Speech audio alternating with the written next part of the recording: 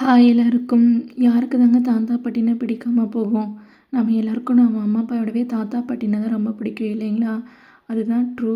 அந்த மாதிரி எனக்கும் எங்கள் அம்மாச்சினா ரொம்ப பிடிக்கும். அம்மாச்சி மீன்ஸ் அம்மாவோட அம்மா.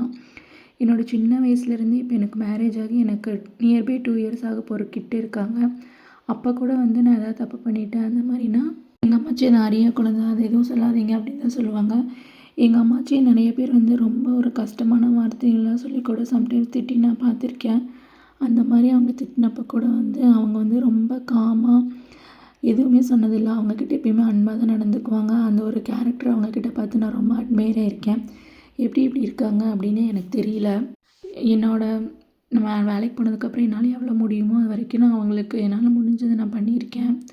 தென் என்னோடய மேரேஜ் ஆனதுக்கப்புறம் அவங்களோட எடுத்து ஒரு பிக்கு வந்து ஃபோட்டோ ஃப்ரேமாக பண்ணி அவங்களுக்கு கொடுக்கணும் அப்படின்னு நினச்சிருந்தேன். என்னோடய பேட் லக் கொடுக்க முடியாமல் போயிடுச்சு. இந்த வீக் தான் வந்து கொடுக்கணும்னு நினச்சிட்டு இருந்தேன். அதுக்குள்ளே அவங்க தவறிட்டாங்க.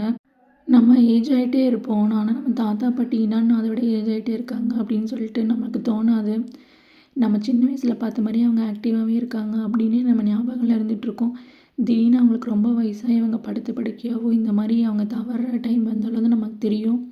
ஓ நம்ம தாத்தாவுக்கு வயசாகிடுச்சு, நம்ம பாட்டிக்கு வயசாகிடுச்சு அப்படின்ட்டு நம்ம ரொம்ப அசால்ட்டாக இருந்துருவோம். ஸோ அந்த மாதிரி அவங்கன்னு இல்லை, எந்த ஒரு பர்சனாக இருந்தாலுமே அவங்க இருக்கும்போதே நல்லா பார்த்துக்கோங்க. இந்த மாதிரி நான் வாங்கி கொடுக்கணும்னு நினச்சிட்டு ரொம்ப லேட் ஆகிடுச்சு, அதனால் அவங்க இறந்துட்டாங்க.